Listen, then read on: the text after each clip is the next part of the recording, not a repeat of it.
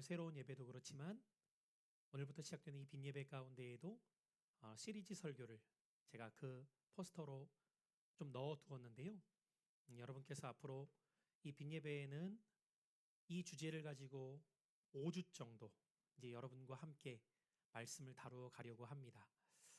제가 특별히 빈예배 시리즈 설교를 이렇게 맞물려 갈 때에는요, 제 안에서 항상 그 주제를 정할 때 제 나름대로의 목적과 방향성이 있어요.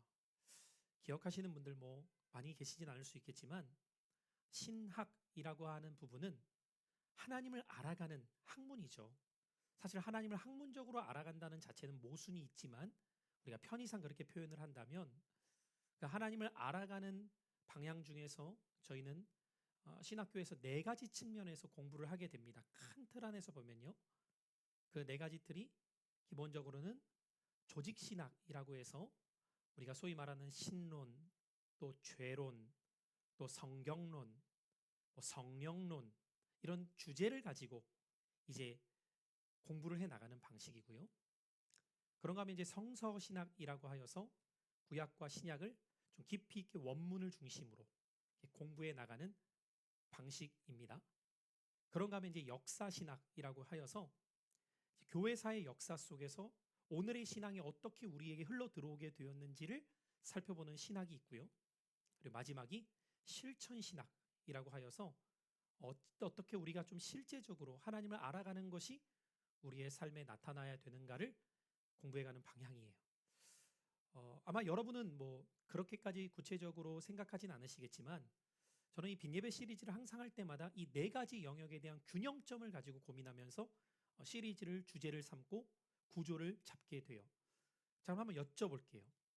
지난 거의 26번을 통해서 우리가 함께 나누었던 교회사는 신학의 범주에는 어디에 속할까요?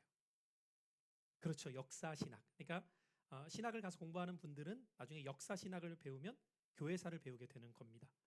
교회사는 두 가지 측면이 있겠죠. 세계교회사와 한국교회사 측면에서 그것을 이제 배워나가게 되겠죠. 자, 그럼 한번 여쭤볼까요? 오늘부터 이제 시작되는 주제는 어떤 카테고리로 제가 예상하고 준비를 했을 것 같으세요? 네, 딱 느껴지시죠? 그래요, 여러분. 그 부분을 제가 이렇게 돌아가면서 때로는 조직신학적으로, 때로는 역사신학적으로, 또 때로는 실천신학적으로 이 빈예배를 구성해요. 그럼 성서신학은 언제 다루느냐? 주로 그것은 이제 새로운 예배와 이제 성경 자체를 많이 다루는 부분으로 하기 때문에 그 부분을 전반적인 예배에 이제 밑그림으로 계속해서 말씀을 전해가고 있는 거죠. 그러면 여러분, 이런 측면들이 왜 여러분에게 중요한지 아세요? 여러분은 그 부분을 일일이 다 의식하고 있지는 않겠지만 이 카테고리를 여러분이 균형 있게 자꾸 들어가게 되면요. 신앙과 생활에 대한 일치를 자꾸 고민하게 됩니다. 그리고 내가 무엇을 알아야 될까와 내가 어떻게 살아야 될까가 자꾸만 여러분 안에서 균형점을 놓고 고민하게 됩니다. 잠시 후에 말씀 뒷부분에도 이야기는 나누겠지만 오늘로 제가 또 이번 기수의 새가족반 네 번째 시간을 마치게 되었거든요. 이번 새가족반은 제가 한 분하고 했어요. 보통 새가족반 할 때 두세 분을 할 때도 있고 한 분 할 때도 있는데 제가 우리 준영 청년이 사실은 등록한 기간이 비슷해서 함께 하겠냐고 이제 물어봤더니 준영 청년은 목사님하고 1대1로 하고 싶다고 이렇게 얘기를 해줘서 그리고 아마 하나 성도님도 아무래도 좀 서로 낯설 것 같아서 각각 따로따로 이렇게 이제 해야겠다라고 생각을 해서 진행을 하면서 또 이 유익이 있구나 싶었던 것은 여러 사람이 함께 하다 보면은 질문을 잘 못해요. 아무래도 그냥 듣게 되는 입장인데 이번에 하나 성도님과 하면서는 제가 하다가 궁금하시면 질문하시면 됩니다라고 했더니 정말 질문을 다양하게 하시더라고요. 감사하게. 그래서 또 듣기도 하고 얘기도 나누면서 근데 오늘 나누셨던 질문 중에 하나가 그런 나름대로의 좀 일상에서 겪게 되는 부분이었어요. 그 부분은 무엇이었냐면 왜 신앙생활을 오랫동안 하는 분인데 이런 모습이 나오는 겁니까? 라는 질문이었어요. 이런 모습이라고 하는 것은 긍정일까요? 부정일까요? 부정이겠죠. 그 긍정이면 그렇게 표현 안 하겠죠. 신앙생활을 오랫동안 하니까 정말 다르더라고 이렇게 가야 되는데 왜 신앙생활을 오랫동안 했는데 또 심지어 그분은 권사님이세요. 오랫동안 신앙생활을 해왔는데 왜 이런 모습들이 나오시는 겁니까? 라고 질문하게 제가 참 좋은 질문하셨다고 하면서 답변도 드리면서 이야기를 나누었습니다. 어쩌면 오늘부터 이어지는 우리의 실천적 신앙의 영역과 굉장히 맞물려지는 측면이 되겠죠. 그래서는 이 대주제를 어떻게 삼게 되었느냐? 하나님의 사랑을 말하다. 그러니까 하나님의 사랑만을 우리가 생각할 때가 있지만 우리가 이미 말씀 사경을 통해 요한일서를 살펴보았거든요. 요한일서의 핵심 주제를 우리가 하나로 표현한다면 세상을 이기는 공동체라고 했고 그 세상을 이기는 공동체의 방식은 싸워서가 아니라 코이노니아.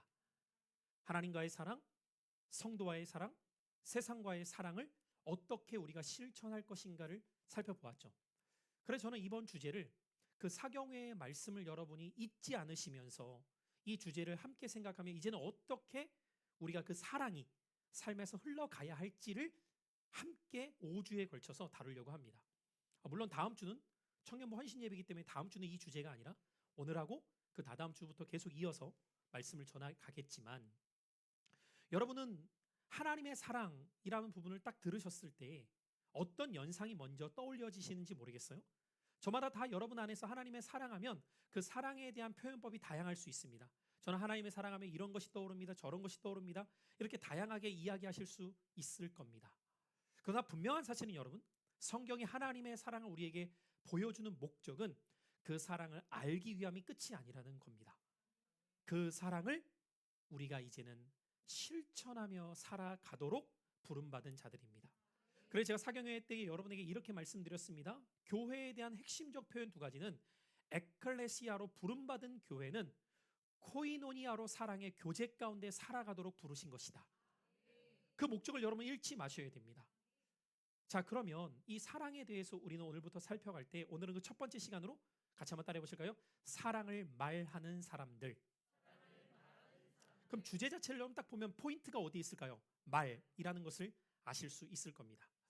한 심리학자가 어떤 초등학교 교실을 가지고 연구를 했습니다. 아이들에게 이렇게 한 가지 미션을 주었어요. 지금부터는 너희들이 매일매일 친구에게 좋은 말을 시작하면서 한 달을 지내보는 거야. 라는 미션을 줬습니다. 그러니까 하루에 학교에 딱 와서 제일 먼저 만나잖아요, 친구들을. 그럼 친구들을 만나면 가장 먼저 행할 일이 무엇이냐면 좋은 말을 하면서 시작하는 거. 좋은 말을. 어떤 말이 되었던지 간에. 놀랍게도 딱 한 달이 지난 다음에 교실 분위기가 완전히 바뀌게 되었다는 거예요. 싸우던 아이들이 웃기 시작했고요. 무기력한 아이들이 자신감을 되찾았고요. 학교 가기를 싫어하던 아이들이 빨리 학교 가고 싶어지게 되었다는 거죠.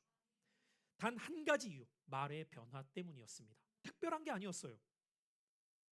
단지 말 하나를 바꾸는 미션을 주었을 뿐인데 그 말 한마디가 그들의 생활 자체를 바꾸게 되었다는 것이죠. 놀랍게도 사람은 말로 상처를 받기도 하지만 말로 회복이 됩니다. 우리는 말이라고 하는 이 양날의 검을 그래서 어떻게 사용하느냐가 너무도 중요하다는 것을 잠언서 18장 21절 오늘 본문은 이렇게 분명하게 기록하고 있습니다. 죽고 사는 것이 이것을 다르게 표현해 볼게요. 죽는 것도 사는 것도 어디에 달려있다? 혀의 권세에 달려있다는 것입니다. 야고보 사도는 이것을 혀를 어떻게 비유하고 있냐면 혀를 배의 키로 비유합니다. 자, 지금이야 다 엔진 모터를 가지고 배를 움직이지만 예전에는 보통 사공이 키를 가지고 배의 방향을 설정하죠. 그래서 속담 가운데 사공이 많으면 배가 산으로 간다는 말은 사공은 키를 잡고 있기 때문이에요. 그 키를 좌우 어디로 설정하느냐에 따라서 방향성은 완전히 달라질 수 있기 때문입니다. 일전에 제가 어떤 글을 보니까 하루 동안에 사람이 하고 지내는 말이 보편적으로 볼 때에는 거의 책 한 권에 이를 만큼 많다는 겁니다. 여러분 책 한 권을 우리가 읽을 때 보통 몇 시간 정도가 걸리냐면요. 제가 대략적으로 책을 읽어보면서 시간을 재보면요. 보통 일반적인 책이 250페이지 전후거든요. 그럼 250페이지 전후면 보통 4시간에서 5시간이 걸립니다. 집중해서 읽으면요. 그럼 여러분 우리 하루를 지내는 동안에 보편적으로 사람들이 말하는 것을 따질 때 많이 말하는 사람과 적게 말하는 사람이 편차는 있겠지만 에버리지를 따지면 거의 책 한 권에 준할 만큼의 이야기들을 우리는 하면서 지내고 있다는 거죠. 그만큼 우리는 많은 언어들을 사용하고 있습니다. 이 언어의 힘이 얼마나 강력한지를 우리는 잊고 지낼 때가 많이 있지만 실제로 여러분의 인생을 빚어가는 대부분의 요인들은 말의 영향을 주고 말의 영향을 받고 있다는 것이죠. 한때 화두가 되었던 주제 중에 하나가 자존감 아니었습니까? 우리 아이를 어떻게 건강한 아이로 키울 것인가 할 때 항상 탑픽에 올랐던 워드가 자존감이었어요. 그러면서 늘 자존감을 이야기하면서 아이에게 혼내지 말아야 되고 아이에게 주눅들지 말아야 되고 뭐 이런 얘기를 하면서 막 여러 가지 이야기를 하고 있지만 그 자체가 중요한 것이 아니라 부모가 쓰는 언어가 어떤 언어가 습관이 되어 있느냐가 영향을 주는 거죠. 내 자녀에게는 싫은 소리를 안 하고 있는데 부부끼리 계속 싸우고 있다고 생각해 보세요. 자녀에게 직접 안 할 뿐이지 그 영향은 계속 오겠죠. 우리 가족에게는 안 쓰고 있다고 하는데 나가서 계속해서 그 언어를 쓰고 있다고 생각해 보세요. 얼마 전에 제가 아내랑 운전을 하고 가는데 아내가 옆에서 재미있는 말을 하더라고요. 여보, 우리나라 사람들이 운전을 하면서 그렇게 욕을 많이 한대요. 근데 자기는 너무 신기하다는 거예요. 왜 신기하냐면 그 욕을 상대는 못 들어요. 이해되세요, 여러분? 무슨 말인지? 그 욕을 누가 듣겠어요? 차 안에 타 있는 가족들이 듣는 거죠. 혼자 타 있을 때도 있지만 막 혼자 막 욕짓거리를 혼자 할 때만 하고 막 남이 있을 때 안 하는 거 아니잖아요. 습관이 되면 나도 모르게 운전하다 보면 이 운전 습관이 막 언어로도 막 표출되는 사람들이 있거든요. 근데 그 말이 상대는 듣는 게 아니에요, 사실은. 자기만 기분 나빠지고 같이 타 있는 그 안에 있는 사람들만 분위기가 썰렁해지겠죠. 우리의 언어 생활이라고 하는 것은 사람을 살리기도 하고 사람을 죽이기도 한다는 것이죠. 더 놀라운 것은 왜 이렇게 우리의 언어에 능력이 있게 되었는가입니다. 그것은 바로 하나님께서 우리를 자기의 형상 따라 창조하셨을 때에 하나님의 형상 가운데 우리에게 주신 놀라운 능력 중에 하나가 바로 언어이기 때문입니다. 여러분, 창세기 1장을 딱 펼쳐보면 하나님께서는 태초에 천지를 창조하실 때 어떻게 창조하셨느냐?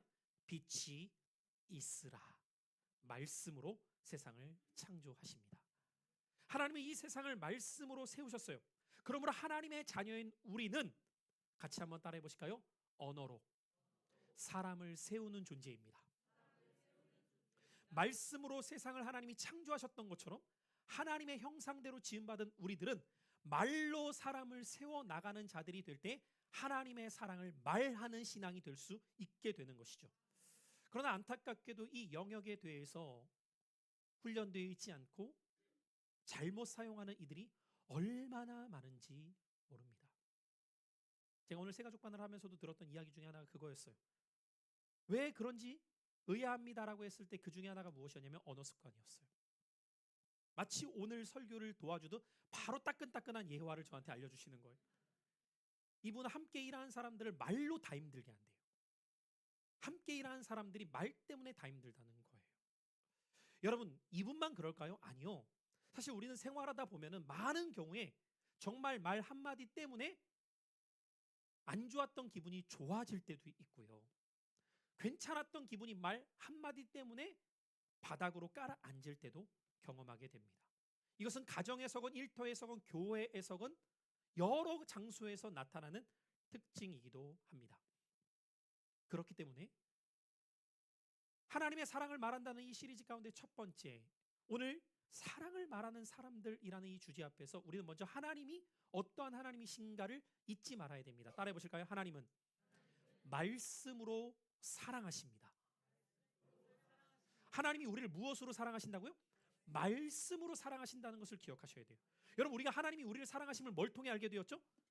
말씀을 통해 알게 된 거예요. 그럼 여기 이 말씀을 우리의 말로만 바꾸면요, 하나님은 말씀으로 우리를 사랑하신다를 우리는 공동체를 향해 이렇게 말할 수 있습니다. 우리는 말로써 서로를 사랑합니다. 이해되시겠어요, 여러분? 말만 그럴듯하게라고 말할 때도 있지만 여러분, 말이 먼저 되지 않으면 행동은 불가능합니다. 결코 그것을 지속해 나갈 수 있는 힘이 생기지 않기 때문이에요. 놀랍게도 복음서에 보면요, 예수님께서 세례를 받으실 때에 하늘에서부터 음성이 들려오게 됩니다. 여러분, 어떤 음성이 들려왔느냐? 이렇게 성경은 기록되어 있어요. 이는 내 사랑하는 아들이요 기뻐하는 자로다. 하나님이 예수 그리스도의 공생의 사역을 시작에 앞두고 하셨던 공개적인 사랑의 표현이 언어였습니다. 이는 내 사랑하는 아들이요라는 거예요. 그분의 사랑의 감정이 그냥 감정으로 끝나는 것이 아니라 표현을 통한 언어로 나타나고 있었다는 거예요. 우리는 이 부분에 주목해야 됩니다. 같이 한번 따라해 보실까요? 사랑은 마음속에 있을 때 능력이 없습니다. 여러분, 기억하셔야 돼요. 사랑은 마음속에 있을 때 능력이 없습니다. 사랑은 언제 그 능력이 나타나기 시작하냐? 표현할 때, 말해질 때, 전해질 때에 힘을 갖기 시작해요. 그래서 하나님께서 우리에게 주신 언어의 능력은 그 어떤 동식물에게도 없는 탁월성이 있는 거죠. 하나님은 말씀으로 세상을 창조하셨을 뿐만 아니라 말씀으로 구원의 길을 여셨고 말씀으로 지금도 우리를 사랑하신다 끊임없이 가르쳐주고 계신다는 거예요. 그러므로 여러분, 우리가 신앙생활하면서 하나님의 말씀을 접할 때 가장 먼저 누려야 될 은혜가 있다면 날 사랑하고 계신 하나님의 말씀입니다. 그래서 우리가 소위 복음, 요한복음 3장 16절을 엑기스라고 표현하잖아요. 그 말씀은 이렇게 시작되죠. 하나님이 세상을 이처럼 사랑하사입니다. 여러분, 이 말씀이 없었다면 하나님이 우리를 어떻게 사랑하셨는지 우리가 어떻게 알겠어요? 하나님도 우리에게 적극적으로 표현하고 계신다는 거예요. 내가 널 사랑하고 있어. 여러분, 이 사랑을 우리가 끊임없이 말씀을 통해 받게 되잖아요. 그러면 어떤 경험을 하게 되냐면 나의 정체성에 대한 영적 자존감이 회복이 됩니다. 우리가 살아가면서 누군가로부터 변함없는 지속적인 사랑을 받고 있음을 알게 되잖아요. 그것이 나의 가치와 존재에 대한 의미를 찾게 만듭니다. 여러분, 사람들이 왜 자기 인생을 좌절하고 낙심하고 스스로 끊으려고 하는지 아세요? 세상 그 어디에도 나를 끝까지 사랑해 줄 수 있는 사람이 없다는 생각을 갖게 될 때입니다. 그래서 사람들은 잘못했을 때 그 실수가 무너지게 만드는 것이 아니에요. 사람들을 두려워하게 만드는 것은 뭐냐면 내가 실수했기 때문에 이것을 변함없이 용납하고 사랑해 줄 수 있는 사람은 없을 거야라는 두려움이 올 때 스스로가 인생을 포기하는 거예요. 내가 잘못했고 용서받기 힘든 죄를 범했다 할지라도 이 사람만큼은 그런 나를 품어주고 내 편이 되어줄 거야라는 사람이 한 명만이라도 있잖아요. 죽지 않습니다. 실제로 심리 상담적으로 접근해 보면요, 사람의 에너지 레벨이 밑으로 갈수록 그 사람에게 나타나는 특징은 무엇이냐면 사랑의 부재입니다. 사랑의 부재. 능력의 부재가 아니에요. 환경의 어려움도 아닙니다. 딱 한 가지, 사랑의 부재. 난 지금 사랑받고 있는가? 나를 사랑해주는 사람이 있는가? 그것이 없을 때에 인간은 낙심하기 시작해요. 근데 참 아이러니하게도 여러분, 실제적으로 그 사건 이후에 살펴보면요, 그를 너무도 아껴줬던 사람들이 있었음을 알게 돼요. 근데 문제는 뭐였는지 아십니까? 표현하지 않은 거예요. 표현하지 않았을 때에 스스로의 생각 가운데 절망하게 되었다는 것이죠. 그래서 하나님은요, 우리가 알아서 느끼도록 하신 것이 아니라 수없이 많은 말씀을 통하여 우리에게 이렇게 고백하고 계시는 거예요. 내가 널 사랑한단다. 너는 내 사랑하는 아이란다. 내가 아직 죄인 되었을 때에도 그리스도께서 우리에게 대한 자기의 사랑을 확증하셨단다. 잊지 말아라. 너는 사랑받는 나의 자녀임을. 내가 먼저 그분을 사랑한 것이 아니라 그분이 먼저 나를 사랑하셨음을 성경은 말씀하시면서 하나님은 말씀으로 사랑하고 계심을 끊임없이 우리에게 들려주고 계신다는 거예요. 자, 하나님만 그러신 것이 아닙니다. 예수 그리스도께서도 말을 통하여서 사람을 세우십니다. 같이 한번 따라해 볼까요? 예수님은 격려의 말로 사람을 세우셨습니다. 여러분, 복음서를 잘 읽어보십시오. 예수님께서 사람을 세우실 때 하셨던 특징은 딱 한 가지였어요. 말씀으로 격려하셔서 사람을 세우십니다. 대표적으로 여러분, 누가복음 19장을 한번 생각해 보십시오. 삭개오가 모든 사람들의 시선을 의식하지 않고 뽕나무에 올라갔어요. 예수를 만나기 위해서. 예수께서 그 밑으로 지나가십니다. 예수님은 알고 계셨어요. 그리고 그곳에 머무르십니다. 멈추세요. 그리고 삭개오를 쳐다봤을 때 삭개오가 얼마나 가슴이 콩당콩당 뛰겠어요. 무슨 말씀을 하실까? 만약에 예수님이 그때 이렇게 한마디 하셨다고 생각을 해보세요. 뭔데? 여러분, 끝난 거예요. 왜 올라가 있는데? 이렇게 말씀하시지 않고 딱 한마디. 삭개오야, 내려와라.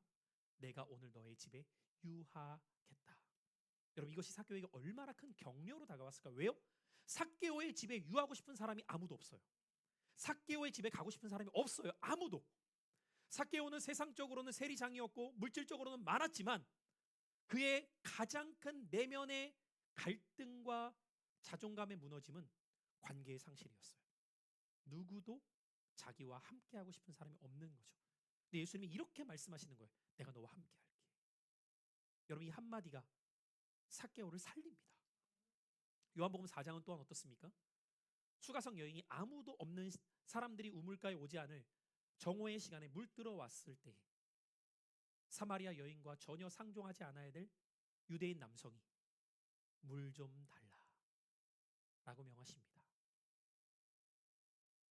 그리고 대화 속에서 이 여인을 격려하시죠. 그때 여인이 살아납니다. 물동이를 버려두고 동네로 뛰어들어가 전합니다. 뿐만 아니라 요한복음 8장에 가보면 간음 중에 잡힌 여인이 있었어요. 당시 유대의 율법에 의하면 간음 중에 붙잡힌 여인은 돌로 쳐 죽여도 전혀 문제가 되지 않은 유대법을 가지고 있었습니다. 당시 유대인들이 이 여인을 끌고 예수 앞에 옵니다. 여러분, 예수님이 말 한마디를 어떻게 하느냐에 따라서 이 여인은 진짜 죽고 사는 거예요. 오늘 말씀이 그냥 기록된 말씀 정도가 아니라 실제로 이 여인에게 지금 눈앞에 닥쳐져 있는 상황입니다. 그때 예수님께서는 딱 한마디 하십니다. 죄 없는 자가 먼저 돌로 쳐라. 그리고 이 말씀을 하신 다음에 땅바닥에 무엇을 쓰셔요? 무엇을 쓰셨는지는 성경에 기록되어져 있지 않습니다. 혹자는 이렇게 얘기하더라고요. 그곳에 모여있는 놈들의 죄를 다 쓰셨다. 니들도 깨끗이 하나. 그때 여러분, 모든 사람들이 떠나가요. 여인만 남습니다. 그때 예수께서 한마디 하십니다. 왜 그랬어? 그럼 끝난 거예요. 이렇게 말씀하시지 않고 나도 너를 정죄하지 않는다. 얼마든지 정죄받을 수 있는 상황이에요. 우리는 때로는 옳음과 그름 앞에서 갈등할 때가 많이 있지만 우리가 인생을 살아가다 보면 옳음과 그름으로 모든 것을 설명하지 못하는 상황들이 있음을 분명히 알게 됩니다. 그때 필요한 것은 우리의 방향성입니다. 내가 이 일을 통하여서 살리려고 하는 마음인지 죽이려고 하는 마음인지 나의 옳음을 증명하려고 하는 것인지 그 사람을 용서하려고 하는 것인지 그 기준점에 따라서 같은 말이어도 다르게 들리죠. 여러분, 그런 경험 해보실 때가 있죠. 다 맞는 날인데 기분은 나빠. 그렇죠? 부부싸움 할 때도 틀린 말은 없어 서로. 내가 지금 틀린 말 하는 거야? 우리 속으로 그러죠. 누가 그 틀렸대? 그 말투가 짜증나는 거지 막. 살아가다 보면 여러분, 말이라고 하는 것이 얼마나 우리의 관계 속에서 중요한지를 우리는 끊임없이 경험하고 있죠. 그런데 예수님의 말씀의 특징은 무엇이었냐? 살리는 언어를 사용하셨어요. 그 말은 예수님은 내가 지금 이 말을 통하여서 그 영혼을 살릴 것에 관심을 두고 계셨기 때문이죠. 이 목적의 방향성이 어떻게 되어졌느냐에 따라서 변화가 나타나고 있었다는 거예요. 우리 예수님의 이 공생의 사역 가운데 언어를 보면 예수님의 언어는 사랑이요, 격려요, 믿음의 말을 통해 사람을 변화시켜 가셨다는 것을 보게 됩니다. 한마디로 그분의 언어는 살리는 언어였죠. 자, 그렇다면 그 하나님과 예수 그리스도를 믿고 따르는 우리는 어떤 삶이 되어야 될까요? 우리의 말 또한 살리는 은혜의 통로의 말이 되어야 합니다. 바울은 에베소서 4장의 말씀을 통하여 이렇게 기록하고 있는데요. 우리 앞에 PPT를 보시고 한번 29절을 같이 읽어보겠습니다. 시작. 무릇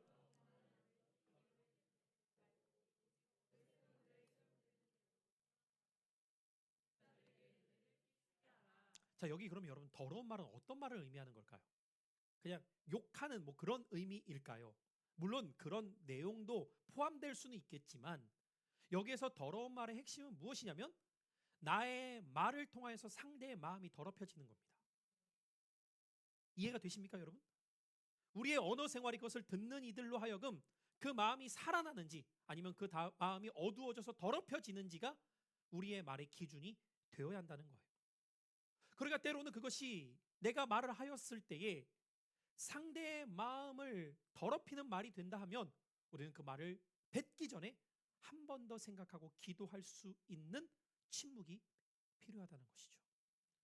그것이 참 우리에게 훈련되어 있지 않을 때가 많습니다.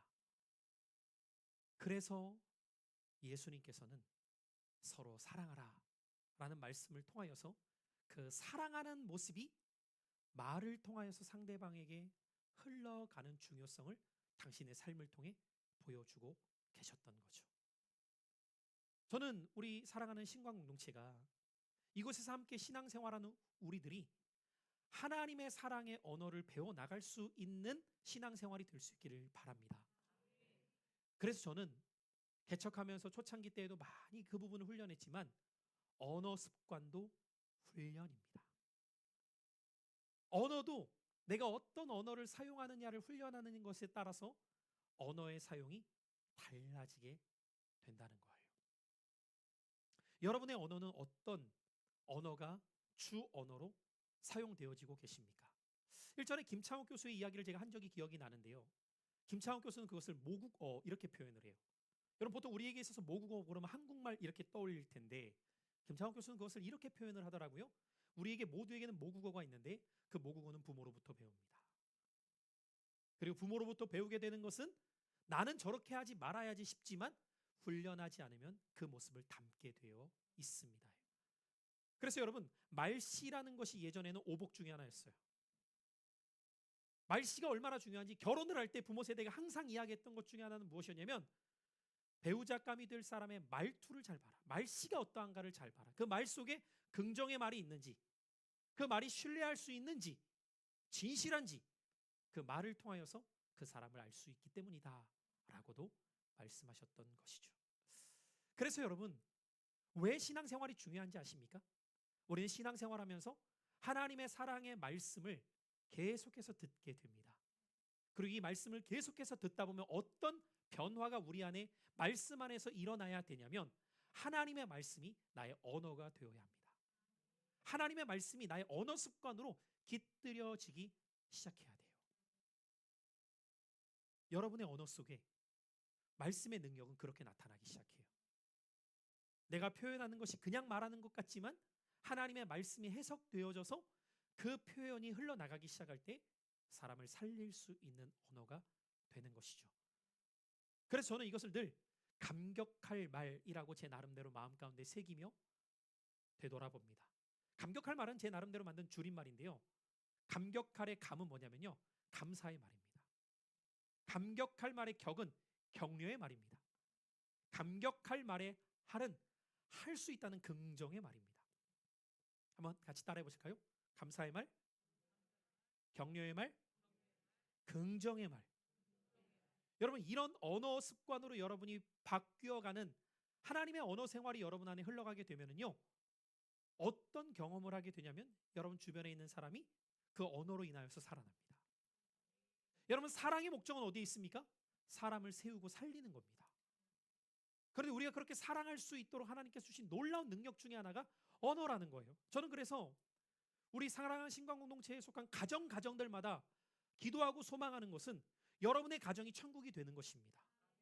근데 여러분, 이 가정 천국은 어디에서 시작되는지 아세요?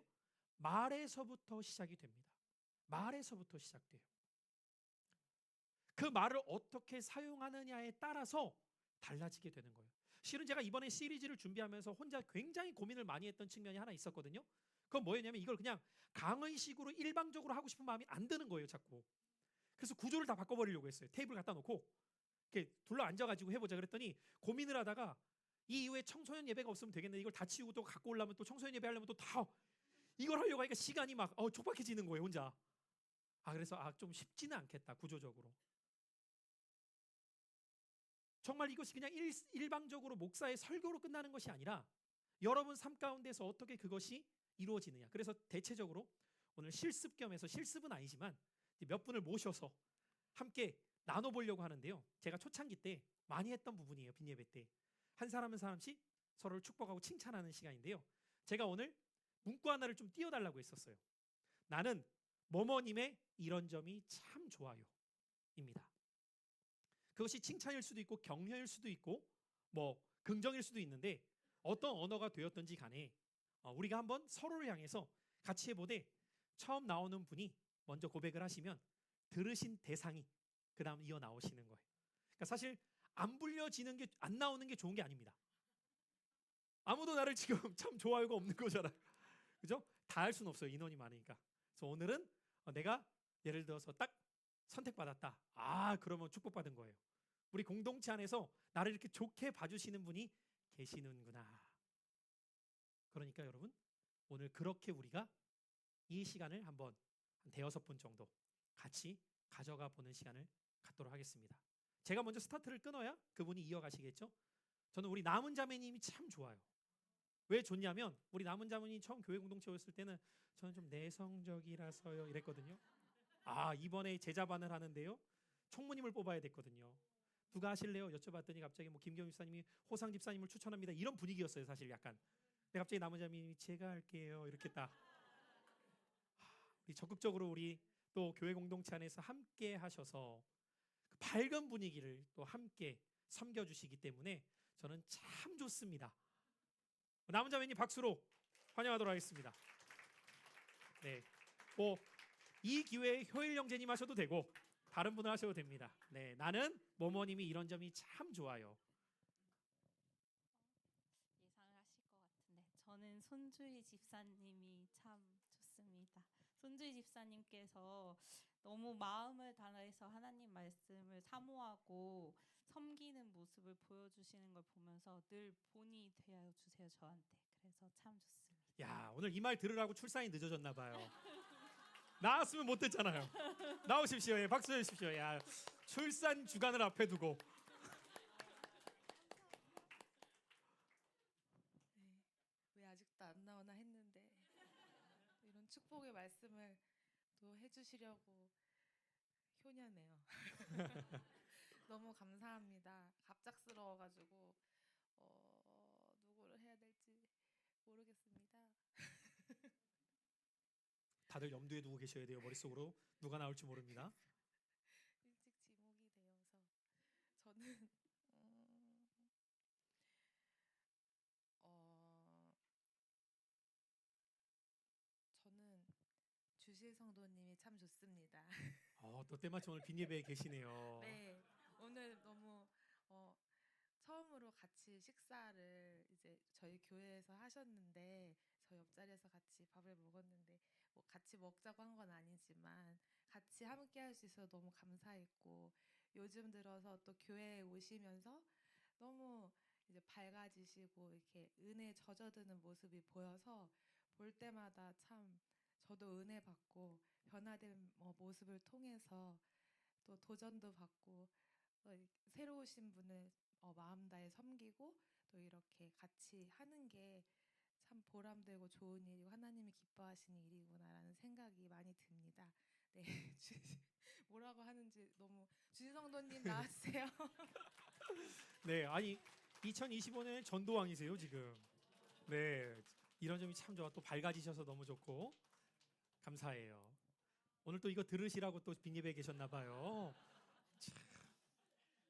저는 숨는다고 숨었는데 저는 윤피로 집사님이 참 좋습니다. 항상 예배 끝날 때마다 사실 일찍 가는데 항상 반갑게 인사해 주시고 그래서 네, 그렇죠. 굉장히 중요한 점입니다. 다가와서 반갑게 인사해 주는 이런 점이 많이 참 좋다고. 챙겨주시고 그래서 조금 더 제가 교회 적응하는 데 많은 도움이 되었던 것 네, 같아요. 빨리 호상 이사님 비키세요. 네, 센스껏 비켜야지 뭐 가만 앉아 있어요.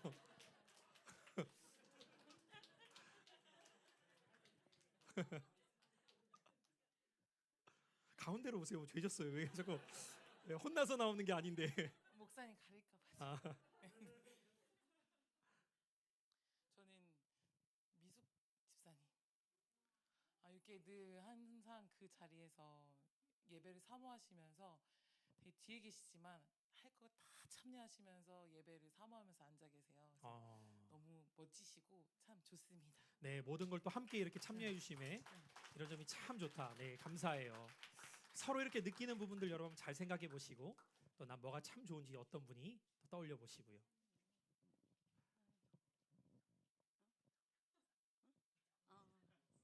성함이 좀 헷갈릴 수 있어서 여쭤보신 것 같아요. 네, 죄송해요. 제가 아직 다 집사님 성함을 다 못 외워서. 네. 저는 이정희 집사님의 항상 밝게 먼저 와서 인사해 주는 점이 너무 이정희 집사님이요? 네. 먼저 와서. 제가 8년 동안 여기서 하면서 처음 듣는 이야기라. 너무 저한테는 감사합니다. 항상 아침에 저 오면은 와서 먼저 네네네. 안녕하세요 집사님 그러시더라고요. 너무 감사해요. 네. 저도 저는 경험해 보고 싶은 너무너무 감사해요.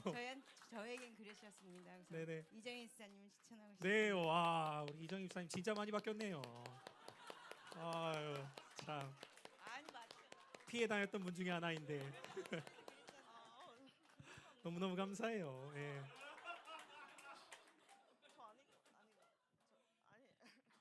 저 아닌 거 아니냐고 할 만큼 지금. 예. 예. 전 전혀 오늘 이렇게 나올 줄을 전혀 예상을 못 해가지고 진짜 예 알겠습니다. 지목해야 되는 절 보지 말고 여기를 보세요. 예. 예. 지명하셔야죠. 예. 정말 많은 분들이 계시는데 저는 김종규 집사님의 이런 점이 참 좋아요를 말씀드리자면은 그냥 어디서든지 항상 섬겨주시는 모습들이 참 본이 되고 참 네, 본받고 싶습니다. 네, 빨리 나오세요. 네, 네. 듣는 사람은 나오실 준비들 하시고, 네, 어디선 늘 잘 섬겨주심에 감사하다고 또 이런 점이 참 좋다고. 네, 저는 김영준 성도님 어디죠? 이 자리에 안 계셔서 우리 오지혜 성도님으로 하겠습니다.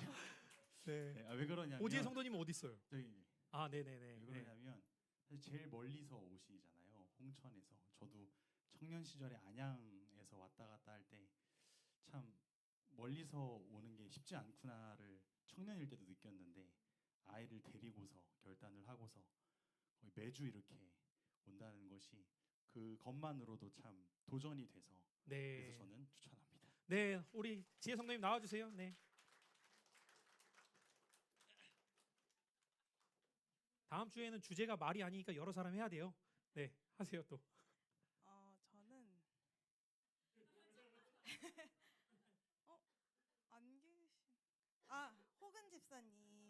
네, 네, 네. 네, 네. 항상 아이들이 이제 예배드리거나 어른들 예배드릴 때 이제 아이들 위해서 항상 섬겨주시는데 그 모습에 항상 감사하고 너무 좋습니다. 네, 잘 섬겨주셔서 또 아이들을 너무너무 감사하고요. 네, 우리 두세 분만 더 하고. 네, 아이를 섬긴 적이 많지는 않았는데 네, 감사드리고 저는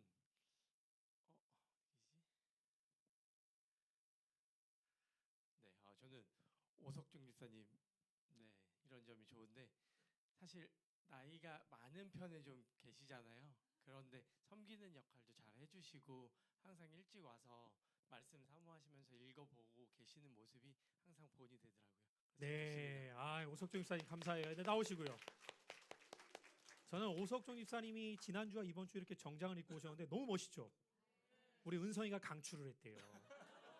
아빠 이게 제일 멋있다. 너무 멋있으시죠? 네, 감사해요 집사님. 이렇게 나올 줄 전혀 몰랐는데요. 감사드리고요. 저는 우리 오승근 집사님 저보다 그 연배시고 한데 이제 위로 올라가나요 점점? 네, 우리 교회에서 항상 진짜 분위기 메이커. 네. 좀 약간 좀 이렇게 좀 썰렁할 때 이렇게 확 태워주시는 네. 진짜 보석 같은 존재이신 것 같습니다. 네, 좋은 분위기를 또 확 일으켜 주신다고 하니까 감사하고요. 네.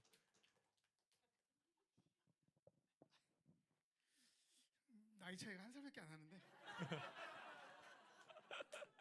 감사합니다. 저는 뭐 그냥 탁월한 성품이 그래서 그런 거지 뭐 일부러 그러는 건 아닌데 너무나 감사하고요. 저는 참 그 우리 건혁.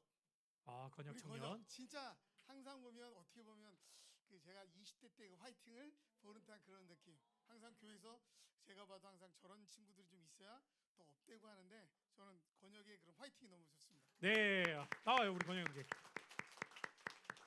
건혁 형제도 아마 이름을 아직 많이 못 외울 수 있으니까 이렇게 표현해도 돼요. 누군지 이름 알면 이름 해도 되고요. 저는 준호 집사님. 네, 준우 집사님. 그게 좀 많이 힘들 때 항상 기도해 주시고 항상 올 때마다 웃어 주시고 은혜 집사님. 여러분 좀 건혁이 보고 웃어 주세요. 그래서 항상 감사하다 마음을 항상 지니고 있습니다. 네, 또 이참에 마음을 표현해서 감사해요. 네, 준우 집사님 알고 있었어요? 건혁 형제가 이런 마음 갖고 있는지? 조금 알고 있었습니다. 조금은 알고 있었대요. 예, 다행히 조금은. 네. 저는 진권 집사님의 그 변개하지 않고 우직한 그 마음이 너무 멋져서 칭찬하고 싶습니다. 네, 변개라는 단어까지 나왔습니다. 네, 변개하지 않고 네, 또 그 자리를 늘 지켜주심에 얼마나 좋아요, 여러분. 이렇게 서로 마음에 있는 표현들을 이럴 때 한번 하는 거죠. 이때 아니면 못 합니다, 여러분. 또 자리 안 계시는 것 같은데 아닌가? 그냥 이름 누군지 말씀하세요. 저는 경렬 집사님인데 네네. 이름답게 정말 주를 섬기는 일에 되게 격렬하게 나아가는 것 같아요. 저 성격과는 완전 정반대거든요. 그러니까 저는 약간 뒤로 빠져 있는 스타일인데 우리 경렬 집사님을 볼 때마다 참 그런 열정이라던가 그 표정마저도 되게 기뻐하고 그런 그 안에서 즐기는 모습들이 정말 닮아갈 만한 점이다. 그래서 우리 경렬 집사님 그런 점이 참 좋은 것 같습니다. 네, 딱 알아서 자리에 없기 때문에 딱 마무리가 되죠. 네, 이제 여기까지 하라는 사인인 거죠. 딱 마무리가. 우리 경렬 집사님은 우리 또 아내가 들었을 줄 알고 잘 전달해 주면 좋을 것 같습니다. 여러분 어떠세요? 교회 공동체 안에서도 아마 어떤 분은 뭐 조금은 예상하고 있었습니다. 이럴 수도 있지만 어떤 분은 저분이 그래도 저에 대해서 이렇게 생각해 주고 계셨구나를 굉장히 또 감사하고 격려가 되는 이야기로 들려오죠. 다시 한번 드리는 말씀이지만 여러분, 말의 힘은 표현할 때의 힘이 됩니다. 근데 우리는 사실 이 대한민국의 사회가 좀 더 체면 문화가 강하다 보니 내 마음은 그러하지만 표현하지 않아도 알아주겠지라는 생각들을 참 많이 할 때가 있어요. 오늘 여러분 이 자리에서 다 못하셨더라도 왜 나는 안 불렸지 또 그러지 마시고 목장 모임 하실 때 아쉬운 부분을 마음껏 나누시고요. 저는 오늘 여러분에게 미션과 함께 오늘 이 시간을 마쳤으면 좋겠는데요. 가정에서 여러분이 한 주 동안 사용해보는 언어입니다. 다음 주에 확인할 거예요. 부부가 있으신 분들은 부부를 향해 꼭 이렇게 한번 표현해 보시죠. 같이 한번 따라해 보실까요? 당신이 있어서 힘이 나요. 자, 주 3회 이상 했다. 제가 선물을 드리겠습니다. 그거 있잖아요. 지나가지 막 설교하면 당신이 있어서 힘이 나요. 이러고 말고 정말 마음 담아서 당신이 있어서 힘이 나 이거지. 당신이 있어서 힘이 나요. 막 때우듯이 숙제하듯이 그렇게 하면 의미가 없고요. 배우자가 같이 다니시는 분들은 제가 점검을 할 거예요. 만약에 했는데 어떻게 느껴졌냐. 어떻게 느꼈냐. 정말 좋게 느꼈다면 제가 선물 드립니다. 정말. 당신이 있어서 진짜 힘이 나요. 이 한마디. 그리고 자녀가 있는 분들은 자녀들에게 이렇게 표현해 보시는 거예요. 넌 나에게 정말 소중한 아이야. 아시겠죠? 같이 해볼까요? 넌 나에게 정말 소중한 아이야. 여러분 의외로 많은 부모님들이 이 표현을 안 합니다. 그래서 사춘기가 되잖아요. 자녀들은 어떤 갈등을 그들은 하고 있냐면 우리 부모는 나를 진짜 사랑할까 생각을 합니다. 제가 한번 저희 딸한테 물어봤거든요. 넌 사춘기 왔어? 그때 이렇게 얘기하더라고요. 온 것 같은데 갔어요. 이렇게 표현을 해요. 온 것 같은데 갔어요. 이렇게.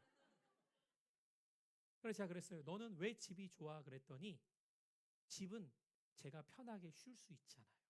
근데 여러분 이게 공간이겠습니까? 정서입니다. 공간이 아니에요. 많은 분들이 지금 아이들을 육아하면서 아직 사춘기가 오지 않은 아이들이 더 많잖아요. 이때가 옵니다. 근데 아이에게 부모가 정말 사랑의 마음을 줄 때에 한 번은 되게 재밌는 저희 집 에피소드가 있는데요. 하경이가 학교를 끝나고 가는데 하은이가 막 가방을 메고 뛰어 집으로 가더래요. 그래서 하은아 그러는데도 못 듣고 막 뛰어가는 거예요. 그래서 더 크게 하은아 그랬더니 하은이가 그제서야 뒤돌아보니까 너 왜 이렇게 뛰어가? 그랬더니 하은이가 뭐라고 했을 것 같아요? 엄마 보고 싶어서 이러고 뛰어가더래요. 자기가 들으면서도 어이가 없더래요. 아니 맨날 보는 엄마인데 저렇게까지 뛰어갈 만큼 좋아하나? 여러분 가정의 분위기라고 하는 것은요 하루아침에 만들어지는 게 아니에요. 그래서 여러분이 가정 공동체와 이 한 주를 지내실 때 부부가 있는 분들은 부부, 자녀가 있는 분들은 자녀에게 또 부모님이 계신 분들은 부모님에게도 이 표현을 해볼 수 있어요. 부모님 계셔주셔서 참 감사해요. 이 한마디의 표현이 여러분 가정에 이 한 주를 또 어떻게 만들 수 있는가 경험해 보시고 우리가 실제적으로 누리는 은혜의 생활이 사람을 살리는 사랑의 언어가 될 수 있기를 축복합니다. 자, 정리해 볼게요. 부부끼리는 어떻게 해보자고요? 당신이 있어서 참 힘이 나요. 자녀를 향해서 뭐라고 말하자고요? 넌 내게 정말 소중한 아이야. 알겠죠? 여러분 이 한 주 동안 꼭 그 마음 가지시고 여러분에게서 우리 주입사님 애 낳기 전에 당신이 있어야 내가 힘이 나요. 그리고 나으라고요. 겸사님도 당신이 있으니까 내가 그냥 힘이 나서 애들 잘 돌볼게. 이렇게 또 서로 간에 격려할 수 있는 이 한 주가 되길 축복합니다. 기도하겠습니다. 사랑하는 주님, 우리가 가정에서부터 사랑이 흘러갈 때에 그 가정의 사랑은 교회 공동